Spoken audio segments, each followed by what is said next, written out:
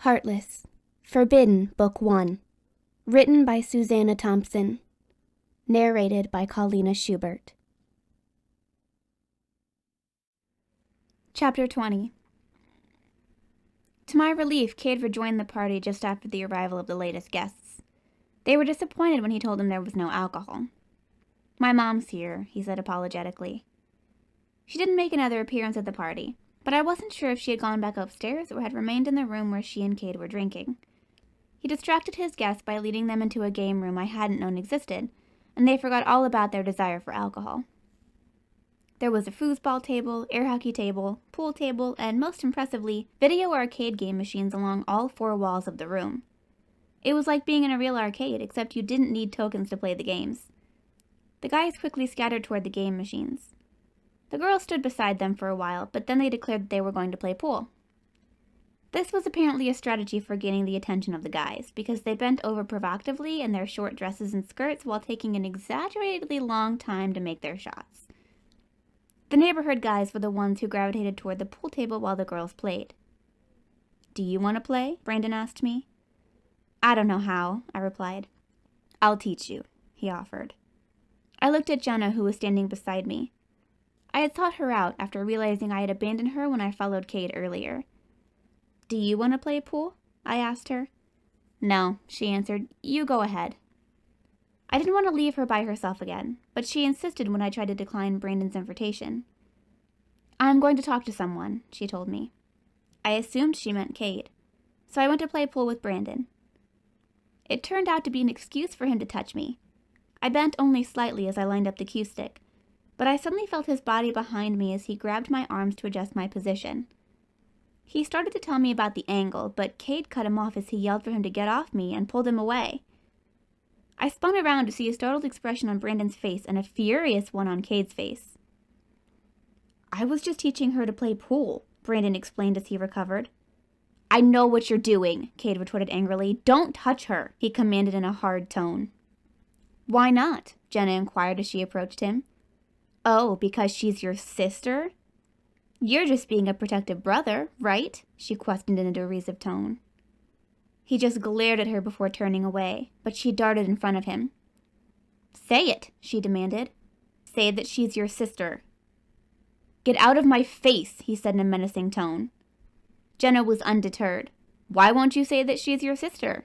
Is it because you want—" "My sister is dead," he interrupted her with barely contained fury.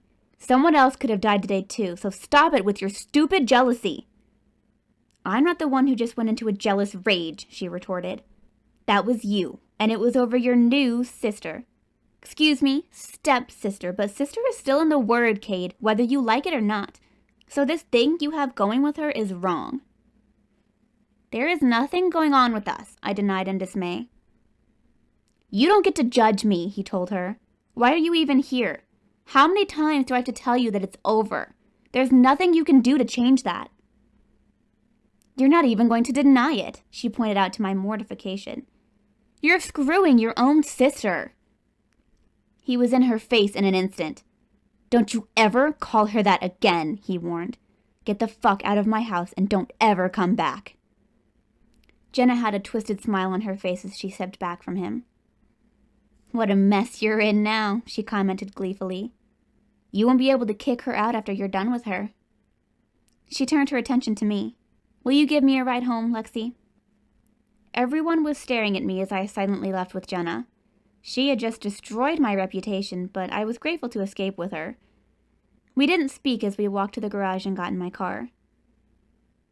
"I thought we were friends," I said in a hurt voice when we pulled away from the house.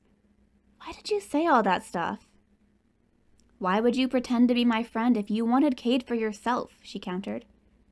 "You knew that I wanted to get back together with him." "I want you to get back together with him too," I insisted. "There is nothing going on between him and me." "Really?" she questioned. "Then why'd you go after him as soon as he walked out of the room?"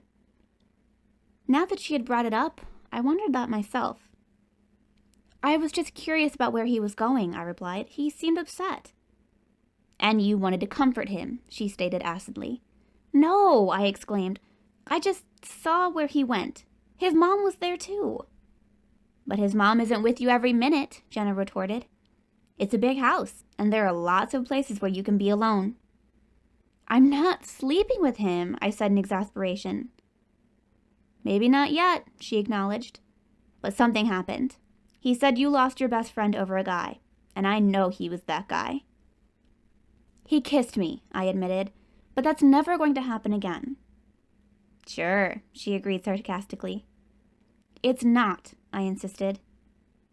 I'm not sure if you're lying to me or to yourself, she remarked.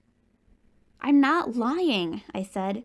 Please believe me. I already lost one friend because of Kate. I don't want to lose you too.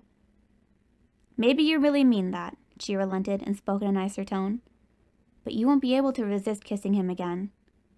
I rolled my eyes. Not you too. It's bad enough hearing that crap from him. She laughed. He is conceited, but you have to admit he's got a reason to be. The boy is hot. He's not the only hot guy at school, I scoffed. She pounced on that. So you admit you think he's hot?